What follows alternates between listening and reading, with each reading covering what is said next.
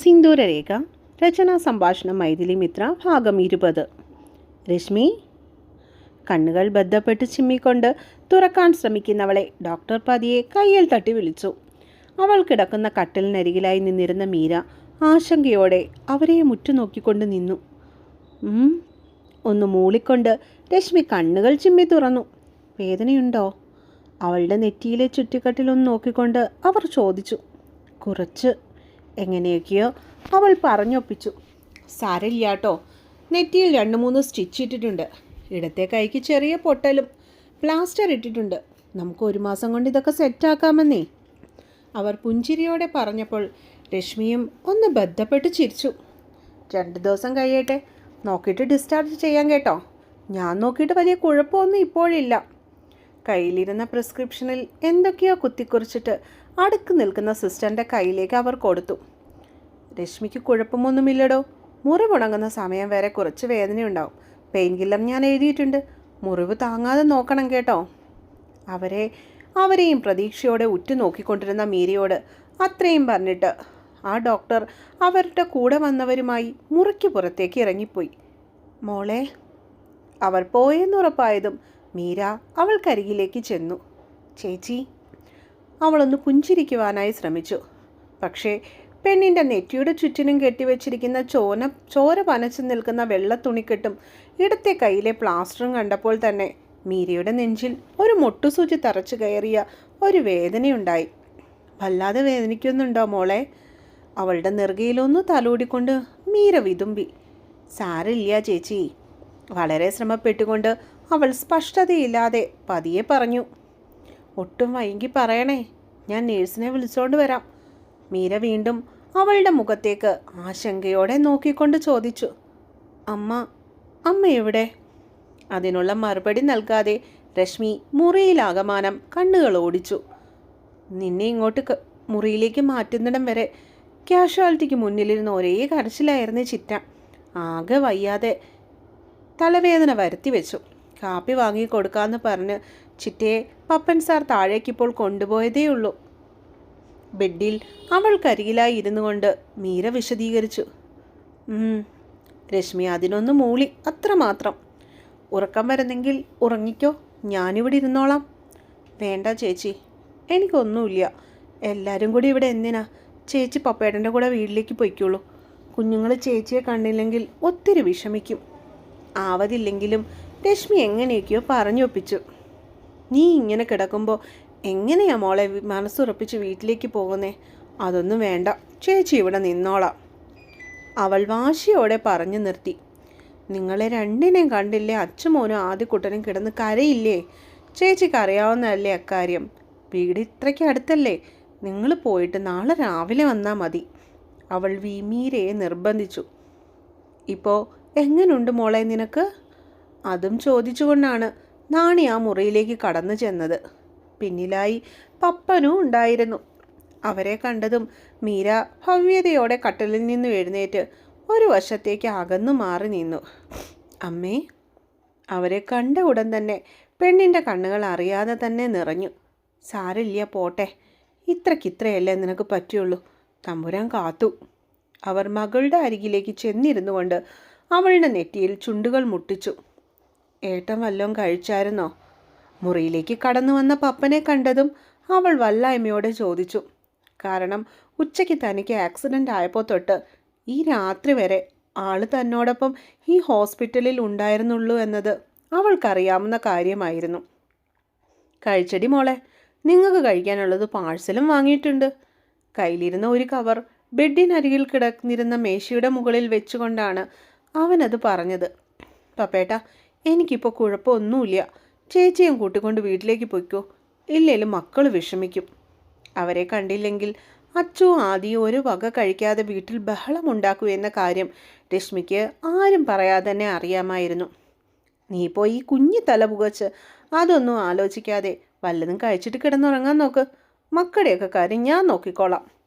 അവൻ അവളെ നോക്കി 2 കണ്ണുകളും ചിമ്മി കാട്ടിക്കൊണ്ട് ഒട്ടൊരു പുഞ്ചിരിയോടെ മറുപടി നൽകി. എന്നാലും പപ്പേട്ട, അവർ ദേവരാജൻ അങ്കിളിന് തലയ്ക്ക് സ്വൈര്യം കൊടുക്കില്ല, നോക്കിക്കോ. അവൾ കട്ടായം പറഞ്ഞു. എൻ്റെ പൊന്നു രശ്മി കൊച്ചെ, നീ ഒന്ന് അടങ്ങിക്കിടക്ക്. എന്താ വേണ്ടെന്ന് വെച്ചാൽ നമുക്ക് സമാധാനത്തിൽ ചെയ്യാന്നേ. രശ്മിയുടെ അരികിൽ ചെന്ന് അവളുടെ വലത്തെ കവളിൽ പിടിച്ച് വിട്ടുകൊണ്ട് അവൻ ഉറപ്പ് നൽകി.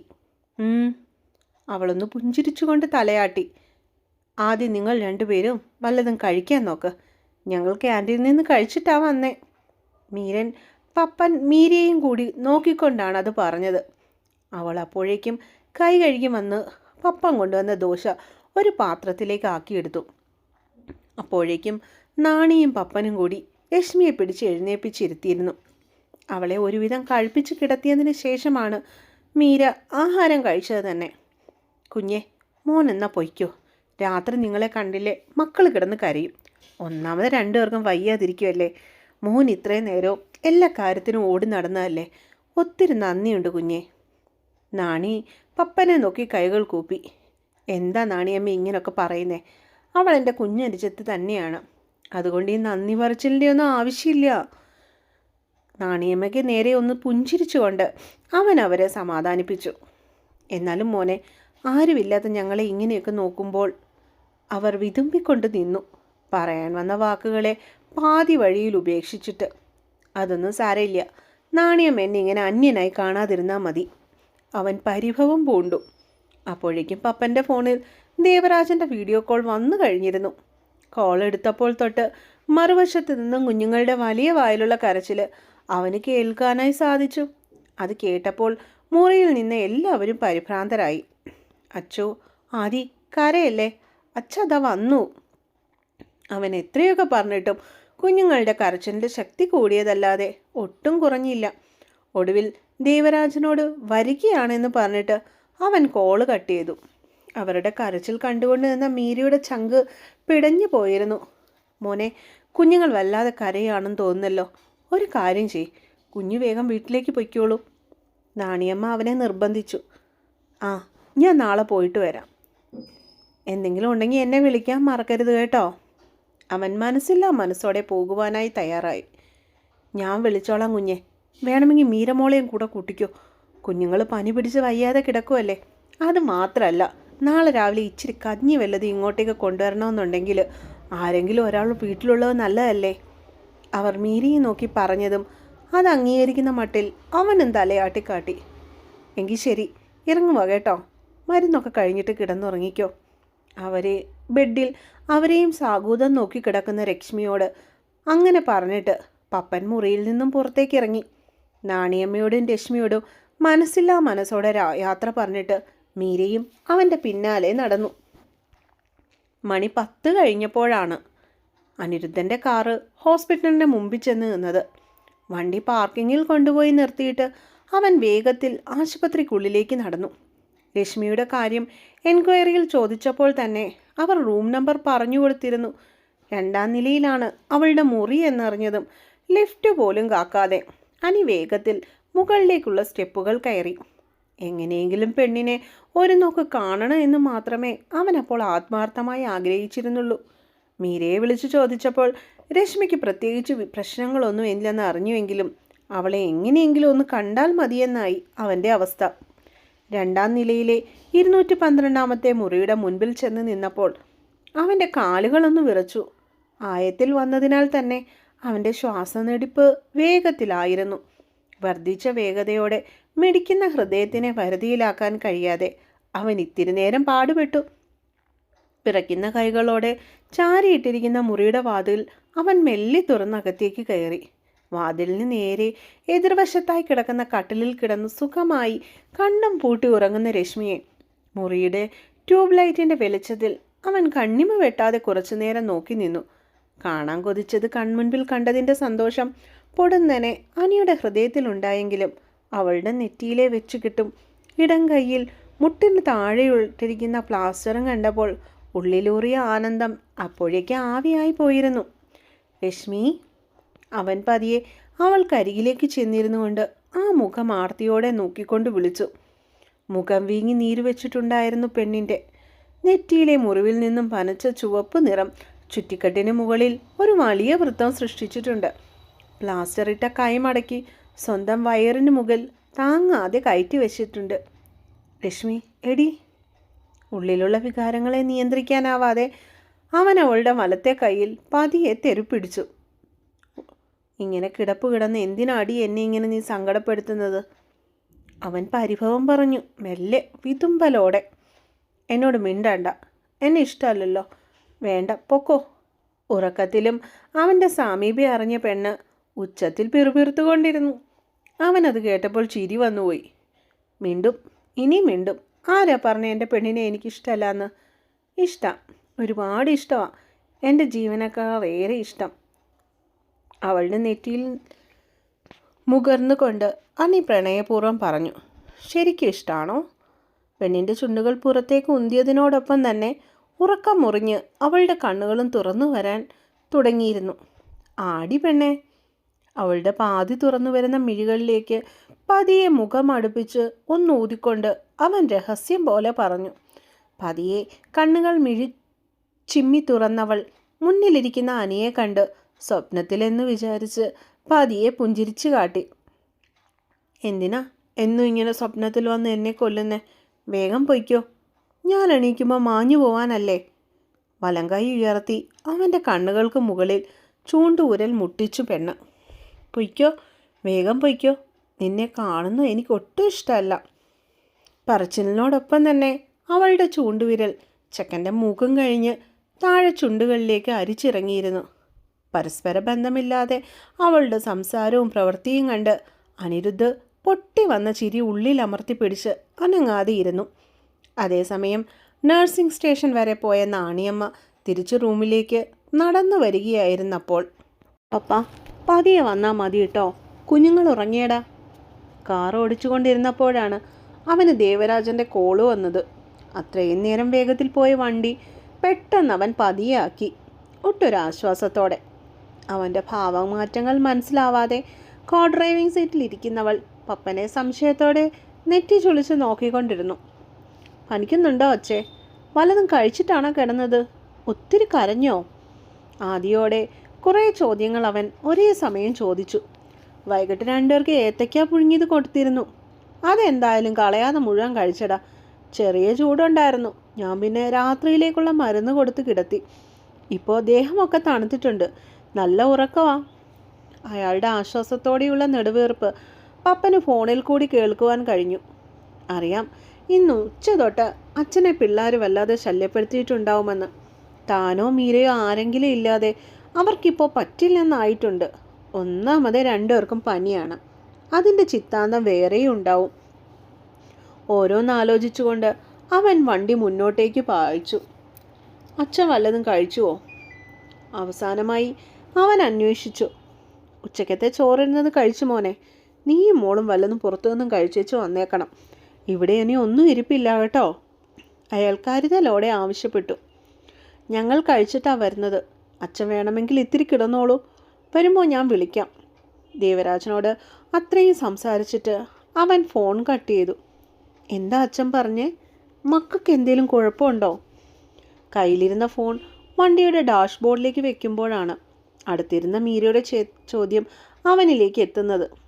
കുഞ്ഞുങ്ങൾക്ക് കുഴപ്പമൊന്നുമില്ല മീര, അവർ മരുന്നും കഴിച്ചിട്ട് കിടന്നുറങ്ങിയെന്ന്. നമ്മളോട് പതിയെ ചെന്നാൽ മതിയെന്ന് പറയാനാ അച്ഛൻ വിളിച്ചേ. ഡ്രൈവിങ്ങിൽ ശ്രദ്ധിച്ചുകൊണ്ട് തന്നെ മീരയുടെ മുഖത്തേക്ക് നോക്കി അവനൊന്ന് പുഞ്ചിരിച്ചു. മക്കൾക്ക് പനി കുറവുണ്ടോ സാർ? അവൾ ആശങ്കയോടെ വീണ്ടും അന്വേഷിച്ചു. കുറഞ്ഞെന്നാ പറഞ്ഞത്. താൻ ഇനി അതോർത്ത് ടെൻഷൻ അടിക്കേണ്ട കേട്ടോ. അവളുടെ മുഖത്തെ ആദ്യം കണ്ടിട്ടാവണം പപ്പനങ്ങനെ പറഞ്ഞത്. അത് കേട്ടതും അത്രയും നേരം വല്ലാതെ ടെൻഷൻ അടിച്ചിരുന്നവൾ പൊടുന്നനെ ആശ്വാസത്തോടെ ഒന്ന് നെടുവേർക്കപ്പെട്ടെന്നത് പപ്പൻ ഒളിക്കണ്ണിട്ട് നോക്കിക്കണ്ടു. അവരുടെ വണ്ടി ഇരുളിനെ കീറി മുറിച്ചുകൊണ്ട് മുന്നോട്ടേക്ക് ഓടി. വഴിവിളക്കിൽ നിന്നുമുള്ള വെളിച്ചവും ഇടയ്ക്കെതിരെ വരുന്ന വണ്ടികളുടെ ഹെഡ്ലൈറ്റിൽ നിന്നുമുള്ള പ്രകാശവും കാറിൻ്റെ മുൻഗ്ലാസിനുള്ളിൽ കൂടി അകത്തേക്ക് കടന്ന് മീരയുടെ മുഖത്ത് മിന്നുകയും മായുകയും ചെയ്യുന്നത് അവൻ ഒട്ടൊരു കൗതുകത്തോടെ നോക്കിക്കൊണ്ടിരുന്നു. മീര. ഇരുവരുടെയും മധ്യത്തിൽ നിശബ്ദത തളം കെട്ടിയപ്പോൾ അവൻ പതിയെ അവളെ വിളിച്ചു. ആ. പുറത്തെ ഇരുട്ടിലെ അവ്യക്തമായ കാഴ്ചകൾ വെറുതെ നോക്കിയിരുന്നവൾ അവൻ്റെ വിളി മൂളി കേട്ടു. നമുക്കൊരു കാപ്പി കുടിച്ചിട്ട് പോയാലോ? പെണ്ണിനോടൊപ്പമുള്ള ഓരോ നിമിഷവും ആസ്വദിക്കാൻ അവൻ്റെ ഉള്ളിലെ കാമുകൻ വല്ലാതെ കൊതിച്ചു പോയിരുന്നപ്പോൾ സാറിൻ്റെ ഇഷ്ടം. എത്രയും പെട്ടെന്ന് കുഞ്ഞുങ്ങളുടെ അരികിലേക്കെത്താൻ മനസ്സിൽ അതീവ ആഗ്രഹം തോന്നിയെങ്കിലും പപ്പൻ അങ്ങനെ ആവശ്യപ്പെട്ടപ്പോൾ മീരയ്ക്ക് എതിർക്കുവാൻ തോന്നിയില്ല എന്നതാണ് സത്യം. അവളിൽ നിന്നുമുള്ള സാർവിളി അലോസരമുണ്ടാക്കുന്നുണ്ടെങ്കിലും അവൾ കാപ്പി കുടിക്കുവാൻ സമ്മതം മൂളിയത് പപ്പനെ അപ്പോൾ സന്തോഷത്തിലാഴ്ത്തിയിരുന്നു. പോകുന്ന വഴിക്കൊരു ടൗൺ വരുന്നുണ്ട്, നമുക്ക് അവിടെ നിന്നും കുടിക്കാം, അവൻ പുഞ്ചിരിയോടെ പറഞ്ഞതും അവൾ സമ്മതത്തോടെ തലയാട്ടി കാട്ടി. പ്രത്യേകിച്ച് ഭാവഭേദങ്ങളൊന്നും കൂടാതെ. വീണ്ടും നിശബ്ദത അവർക്കിടയിൽ ഇടം പിടിച്ചു. പപ്പന് അവളോട് എന്തൊക്കെയോ സംസാരിക്കാൻ തോന്നിയെങ്കിലും പിന്നീട് തൻ്റെ ബാലിശമായ ആലോചനകളെക്കുറിച്ച് ഓർത്ത് വെറുതെ ചമ്മലോടെ അവൻ നാവ് കടിച്ചു. കുറച്ച് മുന്നോട്ടേക്ക് പോയതും അവരുടെ കാർ ടൗണിലേക്ക് പ്രവേശിച്ചു. മണ്ഡലകാലമായതിനാൽ തന്നെ വഴിയുടെ ഇരുവശങ്ങളിലും ഹോട്ടലുകളും തട്ടുകടകളും പഴക്കടകളും ഒക്കെ അപ്പോഴും സജീവമായിരുന്നു. വാ ഇറങ്ങ്. കുറച്ച് വലിപ്പമുള്ള വൃത്തിയുള്ള ഒരു തട്ടുകടയ്ക്ക് മുൻപിൽ വണ്ടി ഒതുക്കി നിർത്തിയിട്ട് അവൻ അവളോട് ആവശ്യപ്പെട്ടു. കാർ തുറന്ന് പുറത്തേക്കിറങ്ങി കടയ്ക്ക് നേരെ നടന്നപ്പോഴേക്കും മീരയും അവൻ്റെ പിറകെ പതിയെ നടന്നു ചെന്നിരുന്നു.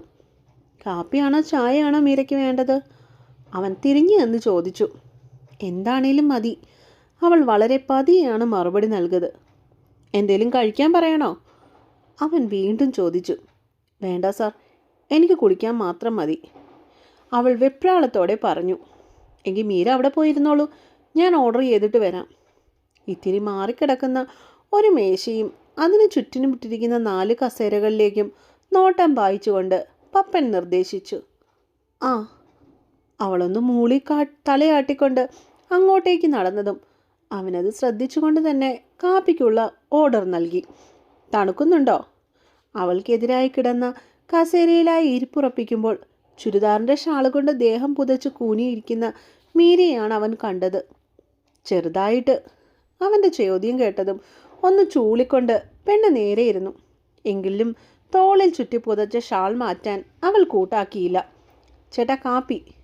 അപ്പോഴേക്കും ആ കടയിൽ പണിക്ക് നിൽക്കുന്ന ഒരു പയ്യൻ അവർക്ക് മുൻപിൽ ആവി പറക്കുന്ന 2 കട്ടനും ഒരു പ്ലേറ്റിൽ 2 ചൂട് പഴംപൊരിയും കൊണ്ടുവന്ന് വെച്ച് കഴിഞ്ഞിരുന്നു. കഴിക്ക്. പ്ലേറ്റ് അവളുടെ നേരെ നീക്കി വെച്ചിട്ട് പപ്പൻ അവളെ നോക്കി ഒന്ന് ചിരിച്ചു. ഇതെനിക്ക്. പെണ്ണിൻ്റെ കണ്ണുകളിൽ ആദ്യം വിടർന്ന കൗതുകം പതിയെ മാറി അവിടെ ഒരു സങ്കടക്കടൽ രൂപപ്പെട്ടു. തൻ്റെ ഏറ്റവും ഇഷ്ടപ്പെട്ട ഭക്ഷണമാണ് ഇപ്പോൾ മുമ്പിലിരിക്കുന്നത്. കട്ടൻ കാപ്പിയും പഴംപൊരിയും. ചൂട് പഴംപൊരി കടിച്ചു തിന്നുന്നതിനിടയിൽ ആവി പറക്കുന്ന കാപ്പി ഊതി ഊതി കുടിക്കുവാൻ തനിക്ക് ഒരുപാട് ഇഷ്ടമാണ്. ഇങ്ങനെയുള്ള കുഞ്ഞാഗ്രഹങ്ങൾ താനാരോടും ഇതുവരെയും പറഞ്ഞിട്ടില്ല. ആദ്യമായിട്ടാണ് തൻ്റെ മനസ്സറിഞ്ഞതുപോലെ ഒരാൾ തനിക്ക് വേണ്ടി ഇതൊക്കെ വാങ്ങിത്തരുന്നത്. മറ്റുള്ളവരുടെ കണ്ണിൽ ഇതൊക്കെ ചെറിയ കാര്യങ്ങളായിരിക്കാം. പക്ഷേ തൻ്റെ ജീവിതത്തിൽ ഇതുപോലെയുള്ള കുഞ്ഞു കുഞ്ഞു കാര്യങ്ങൾ എത്രമേൽ സന്തോഷം തരുന്നുവെന്നുള്ള കാര്യം മറ്റാരോടും പറഞ്ഞ് പ്രതിഫലിപ്പിക്കാൻ തനിക്കാവില്ലല്ലോ. പെണ്ണിൻ്റെ ചിന്തകൾ അപ്പോൾ ആദ്യമായി ഇഷ്ടസഫലീകരണത്തിൻ്റെ നിറമുണ്ടായിരുന്നു. എന്താടോ വേണ്ടേ? അവൻ്റെ നെറ്റിയിൽ ചുളിവുകൾ വീണു. ആ. പൊടുന്നനെ അവൾ ആ പ്ലേറ്റിൽ നിന്നും ഒരു പഴംപൊരി കയ്യിലെടുത്തു. കട്ടൻ കാപ്പിയോടൊപ്പം അവൾ ആ പലഹാരം ആസ്വദിച്ച് കഴിച്ചു തീർത്തു. അത് തീർന്നതും അറിയാതെ തന്നെ രണ്ടാമത്തേതിലേക്ക് അവളുടെ കൈകൾ നീണ്ടു. ഇനിയൊന്നുകൂടെ പറയട്ടെ? പപ്പൻ്റെ ഒച്ച കേട്ടപ്പോഴാണ് അവൾ ആ ലോകത്തു നിന്നും പുറത്തേക്ക് വന്നത് തന്നെ. എന്താ അവൻ്റെ ചോദ്യം മനസ്സിലാവാതെ മീര കണ്ണു മിഴിച്ചു. ഒരേത്തയ്ക്കാപ്പം കൂടി പറയട്ടെ എന്ന്. മുൻപിലിരിക്കുന്ന കാലിയായ പാത്രം നോക്കാൻ കണ്ണുകൾ കൊണ്ട് ആംഗ്യം കാട്ടി പപ്പൻ ചോദിച്ചപ്പോഴാണ് മീര ഞെട്ടിപ്പോയത്. ശരിയാണ്, പ്ലേറ്റ് കാലിയാണ്. പാത്രത്തിലിരിക്കുന്നത് രണ്ടും താൻ തിന്നു തീർത്തിരിക്കുന്നു എന്ന സത്യം അപ്പോഴാണ് അവൾക്ക് മനസ്സിലായത് തന്നെ. ഈശ്വര, സാർ എന്നെക്കുറിച്ച് എന്ത് വിചാരിച്ചിട്ടാണ് ഉണ്ടാവുക ആവോ? അവൾ ദയനീയമായി അവൻ്റെ മുഖത്തേക്ക് നോക്കി. ആ നോട്ടത്തിൽ ചമ്മലോ ജാള്യതയോ ഭയമോ നാണക്കേടോ അങ്ങനെ എന്തൊക്കെയോ കലർന്ന ഭാവമായിരുന്നു. വേണ്ട സർ, സോറി. കയ്യിലിരുന്ന കാലി ഗ്ലാസ് മേശയുടെ മുകളിലേക്ക് വെച്ചുകൊണ്ട് പെണ്ണവൾ തലകുനിച്ചിരുന്നു. എന്തിനാണ് സോറി പറയുന്നത്? തനിക്ക് കഴിക്കാൻ വേണ്ടി മാത്രമാണ് ഞാനത് ഓർഡർ ചെയ്തത്. അതും പറഞ്ഞുകൊണ്ട് ബില്ല് കൊടുക്കുവാൻ വേണ്ടി എഴുന്നേറ്റ് പോകുന്നവനെ നോക്കി അവൾ തലയിൽ കൈയും കൊടുത്തിരുന്നു പോയി ഒരു നിമിഷത്തേക്ക്. പോകാം. പപ്പൻ കാശ് കൊടുത്തിട്ട് തിരികെ വന്ന് വിളിച്ചപ്പോഴാണ് അവൾ കസേരയിൽ നിന്ന് എഴുന്നേറ്റത്. കാറിൽ കയറി വീട്ടിലേക്ക് പോകുമ്പോൾ അവൾക്ക് അവനെ നോക്കാൻ ചമ്മലായിരുന്നെങ്കിൽ മീരയുടെ വേറിട്ട ഒരു മുഖം കണ്ടതിൻ്റെ ആത്മസംതൃപ്തിയിലായിരുന്നു പപ്പനപ്പോൾ. നിന്റെ ഈ ഉള്ളിൻ്റെ ഉള്ളിൽ ഒരു കുഞ്ഞു കുട്ടി ഉറങ്ങിക്കിടപ്പുണ്ട് മീര. കുഞ്ഞു കുഞ്ഞു ആഗ്രഹങ്ങളും സ്വപ്നങ്ങളും ഒക്കെയുള്ള ഒരു പാവം പെൺകുട്ടി. എനിക്കവളെ വേണം. കുറുമ്പും കുസൃതിയുമൊക്കെ ആരും കാണാതെ മനസ്സിനുള്ളിൽ കെട്ടിപ്പൂട്ടി വെച്ച് നടക്കുന്ന ആ കുട്ടിമീരയെ. വീട്ടിലേക്ക് വണ്ടി ഓടിക്കുമ്പോൾ പത്മനാഭൻ്റെ മനസ്സിൽ മീര അങ്ങനെ നിറഞ്ഞു നിൽക്കുകയായിരുന്നു. എങ്ങോട്ട് പോകാനാ പെണ്ണെ നീ പറയുന്നേ? നിന്നെ വിട്ട് ഞാൻ എങ്ങോട്ടേലും പോകുമെന്ന് നിനക്കിനി തോന്നുന്നുണ്ടോ? രശ്മിയുടെ ചൂണ്ടുവിരൽ തുമ്പിൽ ഒന്ന് പതിയെ ചുണ്ടുകൾ മുട്ടിച്ചിട്ട് അവനതിൽ പതിയെ ഒന്ന് കടിച്ചു. ആഹ്! ചെറിയൊരു വേദന തോന്നിയപ്പോഴാണ് അവൾ സ്വപ്നലോകത്തു നിന്ന് പുറത്തേക്ക് വരുന്നതെന്ന്. എന്താടി, നൊന്തോ? രശ്മിയുടെ ഉച്ചത്തിലുള്ള കൂവിച്ച കേട്ടപ്പോൾ അവനൊന്ന് അമ്പരന്നു.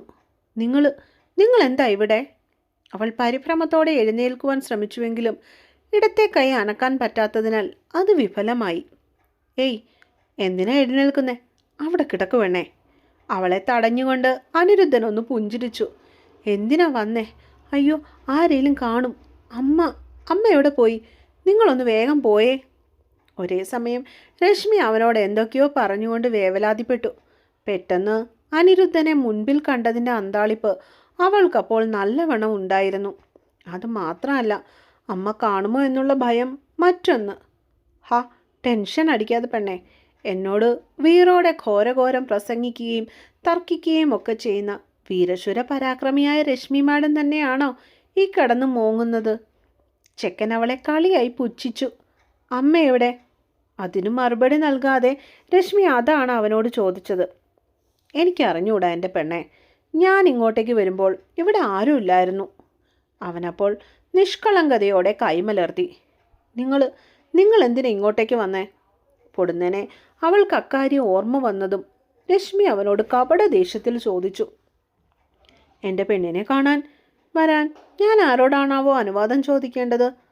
തികച്ചും അലസമായ രീതിയിലുള്ളതായിരുന്നു അനിയുടെ മറുപടി. ഏത് പെണ്ണ്? ആരുടെ പെണ്ണ്? അവൾ കണ്ണു മിഴിച്ചു. എൻ്റെ പെണ്ണ് അല്ലാതെ മറ്റാരുടെയാ? അവനൊന്ന് ചിരിച്ചുകൊണ്ട് ചോദിച്ചു. ഇതൊക്കെ എപ്പോ തൊട്ട്?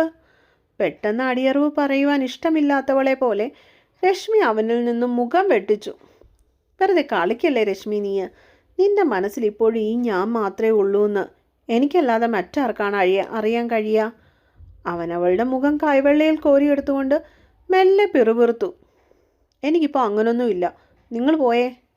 രശ്മി മുഖം അവനിൽ നിന്നും വെട്ടിക്കാൻ നോക്കിയെങ്കിലും അനിയുടെ കൈക്കുള്ളിൽ അനങ്ങാതെ അവൾ ഇരുന്നു. അയ്യോ സത്യം, ഇതൊന്നും ഞാൻ അറിഞ്ഞില്ലല്ലോ, ആരും പറഞ്ഞില്ലല്ലോ. കളിയാക്കിയുള്ള ഒരു ചോദ്യം അവനിൽ നിന്നും പൊടുന്നനെ ഉയർന്നു. ഓ സത്യം, എനിക്കിനി നിങ്ങളെ വേണ്ട. ഈ കൈയൊന്നെടുത്തേ, എൻ്റെ തല വേദനിക്കുന്നുണ്ട്. പരാതി പോലെ പറഞ്ഞതും അവൻ അവളിൽ നിന്നും കൈകൾ പിന്നിലേക്ക് വലിച്ചു. നീ വേണ്ടെന്ന് പറഞ്ഞാൽ നിന്നെ ഇട്ടിട്ട് പോകാൻ എനിക്ക് മനസ്സിലടി മോളെ. നോക്കിയിരുന്നോ, നിൻ്റെ ഈ യുവാവൊക്കെ ഒന്ന് മാറട്ടെ. വീട്ടിൽ അമ്മയെ വന്ന് ഞാനൊന്ന് കാണുന്നുണ്ട്. രശ്മിയുടെ ഇടം കൈയിലെ പ്ലാസ്റ്റർ മുകളിൽ ഒന്ന് തഴുകിയിട്ട് അവൻ രഹസ്യം പോലെ പറഞ്ഞു. എൻ്റെ കുഞ്ഞിപ്പോൾ കണ്ണടച്ച് കിടന്നുറങ്ങാൻ നോക്ക്. ചേട്ടൻ പോയിട്ട് വീണ്ടും വരാവേ. നാടകീയമായി അതും പറഞ്ഞിട്ട് അനി കട്ടിലിൽ നിന്ന് എഴുന്നേറ്റു. ശേഷം അവളെ ഒന്ന് നോക്കി കണ്ണിറുക്കി കാട്ടിയിട്ട് വാതിലിന് നേർക്ക് കാലുകൾ നീക്കി. 2 സ്റ്റെപ്പുകൾ മുന്നിലേക്ക് വെച്ചില്ല. അതിനു മുമ്പേ എന്തോ ഓർത്തുകൊണ്ട് അവൻ തിരിഞ്ഞു നിന്ന് അവളെ നോക്കി. ഇത് തരാൻ മറന്നുപോയി. അവൾക്കരികിലേക്ക് ചെന്ന് ആ കവളിൽ അമർത്തി ഒന്ന് ചുണ്ടുകൾ ചേർത്തിട്ട് കാറ്റുപോലെ മുറിയിൽ നിന്ന് ഇറങ്ങിപ്പോകുന്നവനെ കണ്ട് കണ്ണുമിഴിച്ച് നോക്കിക്കിടക്കാൻ മാത്രമേ രശ്മിക്ക് അപ്പോൾ ആവതുണ്ടായിരുന്നുള്ളൂ. അതേസമയം തികച്ചും അൺറൊമാൻറ്റിക് മൂരാച്ചിയായ തൻ്റെ മനസ്സിന് ഇങ്ങനെയൊക്കെയുള്ള പ്രണയചേഷ്ടകളും വഴങ്ങുമോ എന്നുള്ള കാര്യം തെളിവായതോർത്ത് മനസ്സ് നിറഞ്ഞു പുഞ്ചിരിച്ചുകൊണ്ട് പാർക്കിങ്ങിലേക്ക് നടക്കുകയായിരുന്നു അനിരുദ്ധ. അപ്പോൾ ഈ സ്റ്റോറി ഇഷ്ടമായാൽ നിങ്ങളെല്ലാവരും ദയവ് ചെയ്ത് എൻ്റെ ചാനലൊന്ന് സബ്സ്ക്രൈബ് ചെയ്ത് സപ്പോർട്ട് ചെയ്യണേ. പിന്നെ എൻ്റെ സ്റ്റോറിയെക്കുറിച്ചുള്ള നിങ്ങളുടെ കമൻറ്റ് ബോക്സിൽ ഒന്ന് കുറിച്ചിട്ട് പോണേ. അപ്പോൾ അടുത്ത പാട്ടുമായി നാളെ ഇതേ സമയം കാണാം. എന്ന് നിങ്ങളുടെ സ്വന്തം മൈഥിലി മിത്ര. എല്ലാവർക്കും ഗുഡ് നൈറ്റ്.